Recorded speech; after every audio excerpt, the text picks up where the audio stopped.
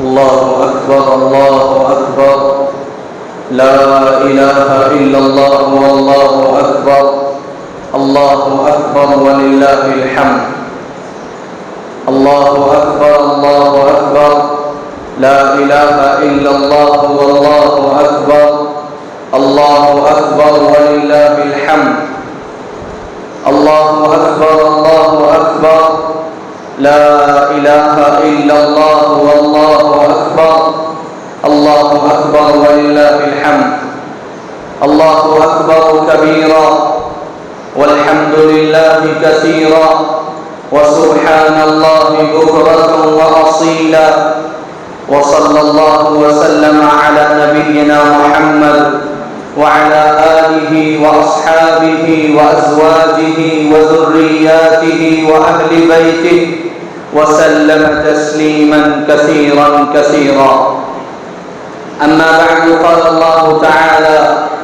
أعوذ بالله من الشيطان الرجيم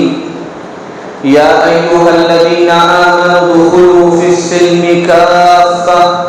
ولا تتبعوا خطوات الشيطان إنه لكم عدو مبين وقال تعالى يا أيها الناس إنا خلقناكم من ذكر وأنثى وجعلناكم شعوبا وقبائل لتعارفوا إن أكرمكم عند الله أتقاكم إن الله عليم خبير صدق الله العظيم میرے محترم دوستوں، عزیزوں اور بزرگوں، سب سے پہلے تو آپ سب کو اور پوری امت مسلمہ کو عید الاضحیٰ کی پرخلوص مبارکباد۔ تقبل اللہ منا ومنکم صالح الاعمال۔ اللہ تعالیٰ اس عید کو ہم سب کے لیے باعث خیر و برکت فرمائے۔ میرے محترم دوستوں اور عزیزوں بزرگوں، اس وقت ہمارا انسانی تاریخ کے مشکل ترین دور سے گزر رہے ہیں۔ ہر نیا دن امت مسلمہ کے لیے ایک نئی آزمائش لے کر آتا ہے۔ ہر نیا طلوع ہونے والا سورج ہماری مشکلات میں ایک نیا اضافہ کرتا ہے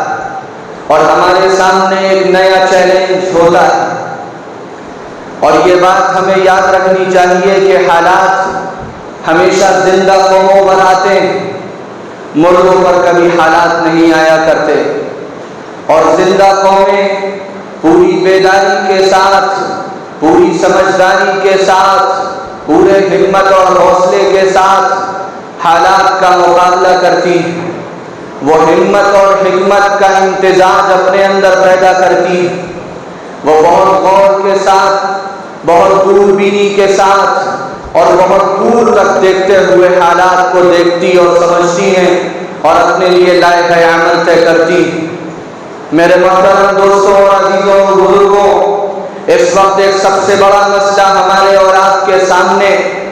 اپنی آئیڈینٹی کا ہے، اپنی شناخت کا ہے، اپنی پہچان کا ہے۔ عید الاضحیٰ کا یہ موقع ہمیں خاص طور سے اس کی یاد دلاتا ہے۔ یہ عید حضرت سیدنا ابراہیم علیہ السلام کی اور ان کے خاندان کی یادگار ہے۔ وہ خاندان جس نے ساری دنیا کے سامنے توحید کا ایسا اظہار کیا، ایسا اقرار کیا، ایسا اعلان کیا، اور شرک سے ایسی بیزاری اور شرک سے ایسی دوری اور شرک سے ایسی براءت کا اعلان کیا کہ تاریخ میں اس کی مثال نہیں ملتی۔ قرآن پاک کو الف لام میم سے والناس تک پڑھتے چلے جائیے۔ حضرت ابراہیم علیہ السلام اور ان کے خاندان کا جو سب سے طاقتور پیغام ہے وہ اللہ کی توحید کا اقرار ہے، وہ اللہ کی توحید کا اظہار ہے اور اللہ کے غیر کا انکار ہے۔ حضرت ابراہیم علیہ السلام وہ شخصیت ہے جنہوں نے بادشاہ وقت کے سامنے، اپنی قوم کے سامنے، اپنے باپ کے سامنے، ہر ایک کے سامنے اللہ کی توحید کا اقرار کیا تھا اور اپنی اولادوں، اپنے بیوی بچوں کے دل میں توحید کو ایسا راسخ کیا تھا، ایسا پختہ کیا تھا کہ کوئی ان کے قدم کو ہلا نہیں پا رہا تھا۔ یہ عید الاضحیٰ سیدنا ابراہیم، سیدہ ہاجرہ اور سیدنا اسماعیل علیہم السلام کی یادگار ہے، جنہوں نے پوری قوم کے سامنے یہ کہہ دیا تھا کہ ایک اللہ وحدہ لا شریک لہ، وہی عبادت کے لائق ہے، وہی مالک ہے، وہی خالق ہے، وہی رازق ہے، وہی پیدا کرنے والا ہے، نفع اور نقصان اسی کے ہاتھ میں ہے۔ امت مسلمہ جو ساری دنیا میں ابراہیم علیہ السلام کی یاد میں عید الاضحیٰ مناتی ہے، آج کے دن اگر وہ صرف قربانی کے جانور کو ذبح کر کے اور کچھ گوشت کھا کر اور کچھ گوشت تقسیم کر کے وہ مطمئن ہو جاتے ہیں تو یہ خاندان ابراہیمی کے ساتھ دغا بازی ہے، یہ خاندان ابراہیمی کے ساتھ دھوکہ ہے، یہ خاندان ابراہیمی کے مشن کو اختیار نہ کرنا ہے۔ ہم جب جانور کو ذبح کرتے ہیں اس وقت ہماری زبان سے یہ کلمات ادا ہوتے ہیں، ان صلاتی و نسکی و محیای و مماتی للہ رب العالمین لا شریک لہ و بذالک امرت وانا اول المسلمین۔ میری جانی عبادتیں، میری مالی عبادتیں، میری زندگی، میری موت سب اللہ کے لیے ہے جو رب العالمین ہے،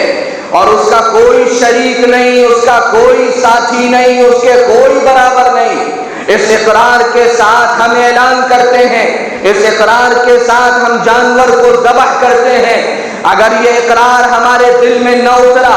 اور اس اقرار نے ہمارے دماغ میں جگہ نہ بنائی اور ہمارے رگ رگ میں، ریشے ریشے میں، ہڈی ہڈی میں، بوٹی بوٹی میں اگر توحید کا یہ پیغام داخل نہ ہوا تو یاد رکھیے آنے والی آندھیوں سے اور طوفانوں سے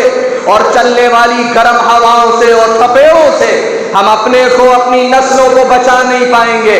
اگر ہم بچانا چاہتے ہیں اپنے آپ کو، اگر ہم بچانا چاہتے ہیں اپنی نسلوں کو، اگر ہم بچانا چاہتے ہیں پوری امت اسلامیہ کو اللہ کی توحید پر، اللہ کے دین پر، تو اللہ کی توحید کے اس پیغام کو لے کر جانا پڑے گا، اللہ کی توحید کے اس پیغام کو اتارنا پڑے گا اور ایسا مضبوط ہونا پڑے گا کہ کیسی آندھیاں چلیں اور کیسے ہی چٹانیں آ جائیں اور کیسے ہی طوفانوں کا سامنا ہو، ہم اللہ کی توحید پر مضبوط رہیں، ہم اعلان کرتے رہیں اس بات کا کہ اللہ ہمارا رب ہے، مالک ہے، خالق ہے، رازق ہے، رب ہے، الہ ہے، نظام اس کا ہے، طاقت اس کی ہے، حکومت اس کی ہے، بادشاہت اس کی ہے، وہ جس کو جو چاہتا ہے دیتا ہے اور جس سے جو چاہتا ہے لے لیتا ہے۔ اس توحید کے پیغام کو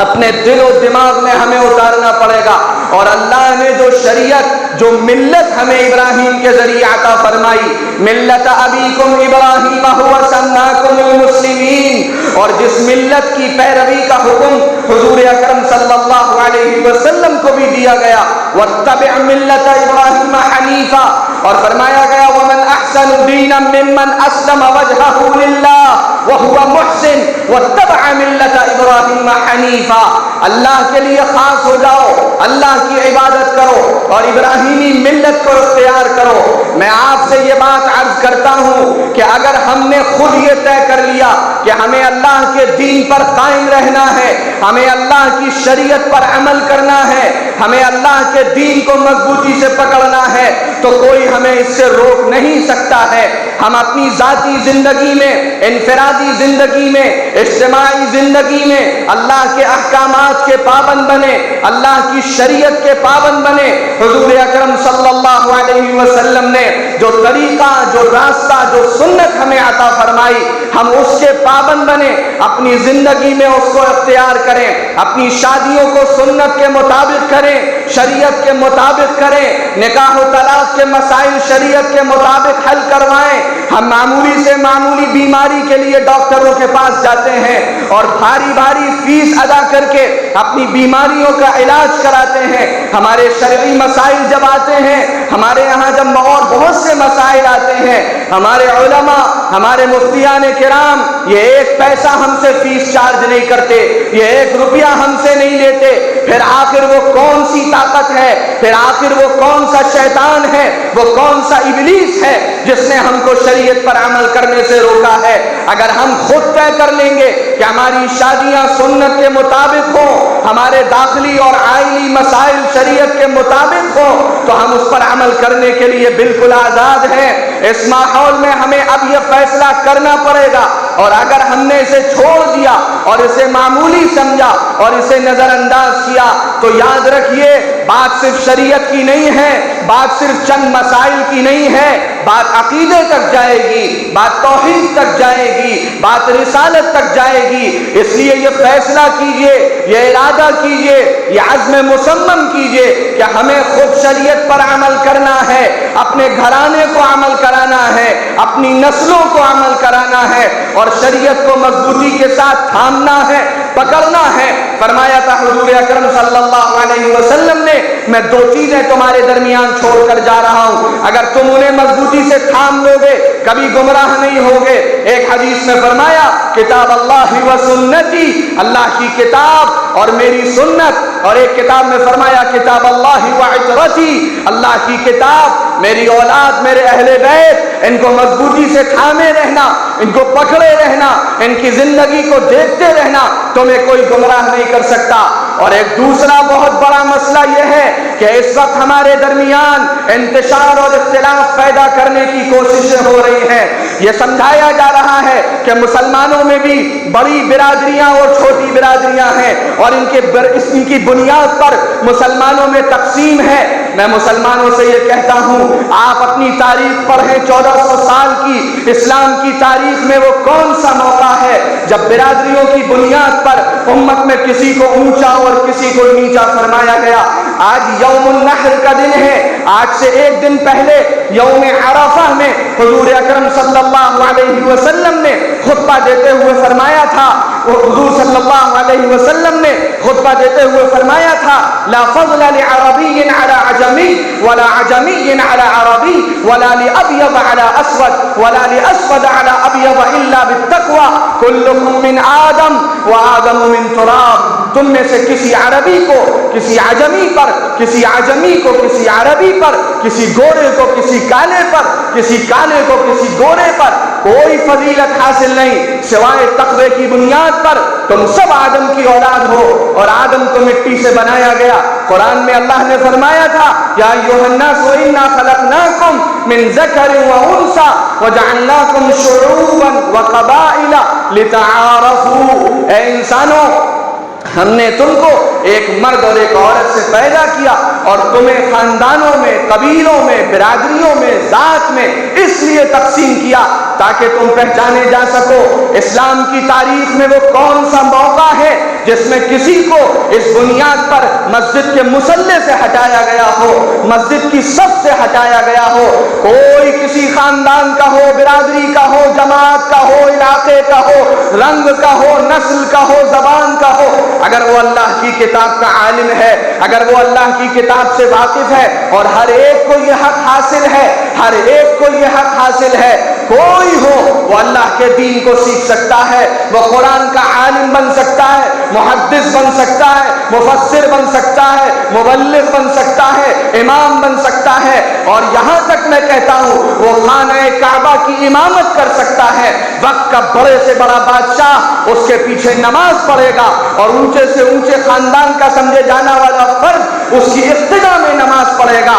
یہ اسلام کی خوبصورتی ہے، یہ اسلام کا حسن ہے، یہ اسلام کا نظام ہے کہ اس نے برادریوں کی تقسیم کو ختم کر دیا، اونچ اور نیچ کو ختم کر دیا، اور اس نے کہہ دیا کہ ساری دنیا کے مسلمان آپس میں تعلق کے اعتبار سے کمثل الجسد الواحد، ایک جسم کی طرح ہیں۔ اذا اشتكى منه عضو تداعى له سائر الجسد بالسهر والحمى، جسم کے کسی ایک حصے کو تکلیف ہوتی ہے، سارا جسم اس کے اثرات کو محسوس کرتا ہے۔ یہ وقت آپس میں متحد ہونے کا ہے۔ ان هذه امتكم امة واحدة، اللہ نے اس امت کو ایک امت بنایا تھا، اور امت کے ایک ہونے کی بنیاد بھی بیان فرما دی۔ وَأَنَا رَبُّكُمْ فَاعْبُدُونِ، میں تمہارا رب ہوں، میری عبادت کرو۔ ہم سب اللہ کے بندے ہیں، ہم سب رسول اللہ صلی اللہ علیہ وسلم کے امتی ہیں، اور پوری امت کے درمیان کوئی تفریق نہیں،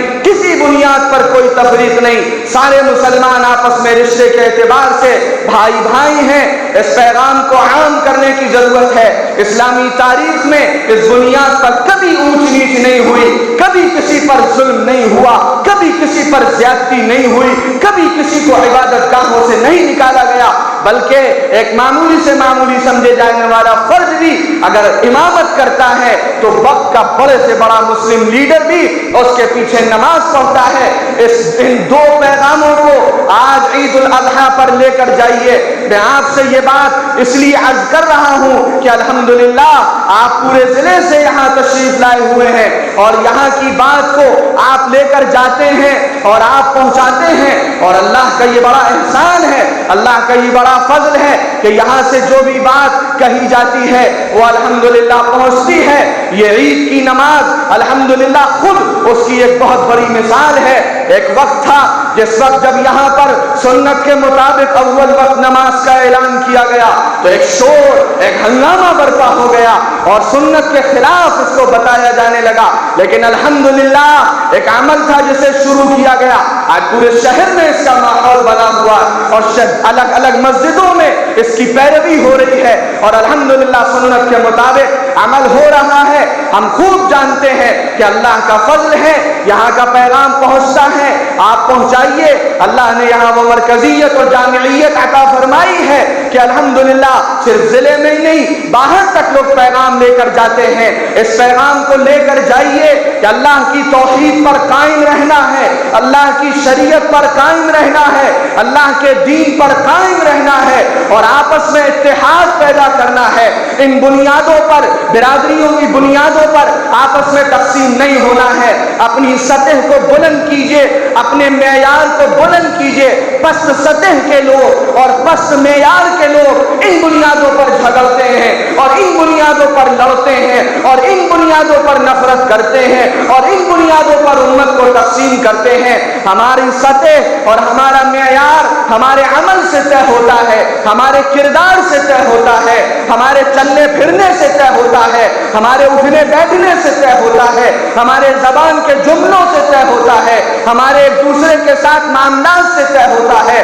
جس کی سوچ، جس کی سطح معیاری ہوتی ہے وہ دور سے نظر آتی ہے۔ عطر کی خوشبو کو اعلان نہیں کرنا پڑتا، میں عطر ہوں، میری خوشبو ہے، مجھے سونگھو۔ عطر پھیلتا ہے، خوشبو پھیلاتا ہے، اسی طرح تعفن اور گندگی پھیلتی ہے اور اپنی گندگی کا احساس دلاتی ہے۔ جن کی سطحیں، جن کا معیار بلند ہوتا ہے وہ ان کے کردار سے، ان کے اخلاق سے، ان کی باتوں سے، ان کی ایکٹیویٹیز سے نظر آتا ہے، اور جب سطح پست ہو جاتی ہے، سوچ پست ہو جاتی ہے، حقیر ہو جاتی ہے، وہ چیزیں بھی نظر آیا کرتی ہیں۔ اس لیے ان چھوٹی چھوٹی باتوں سے، ان پست باتوں سے، ان حقیر باتوں سے، اس جھوٹے اور چھوٹے معیار سے بلند ہوئیے۔ ایک امت کی بنیاد پر ایک ہوئیے، اتحاد پیدا کیجئے اور طے کر لیجئے کہ ہمیں اللہ کے دین پر خود قائم رہنا ہے، اپنے گھروں میں دین لانا ہے،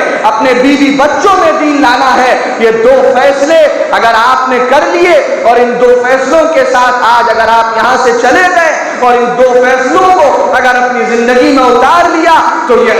یہ عید الاضحیٰ ہم سب کے لیے اور پورے فیروز آباد کا پورے علاقے کے لیے انشاءاللہ باعث خیر و برکت ہوگی۔ اللہ تعالیٰ اپنے فضل و کرم سے ہم سب کو اس کے مطابق عمل کی توفیق عطا فرمائے اور اس پیغام کو مضبوطی کے ساتھ یہاں سے لے جانے کا جذبہ اور سلیقہ عطا فرمائے۔ وآخر دعوانا ان الحمد للہ رب العالمین۔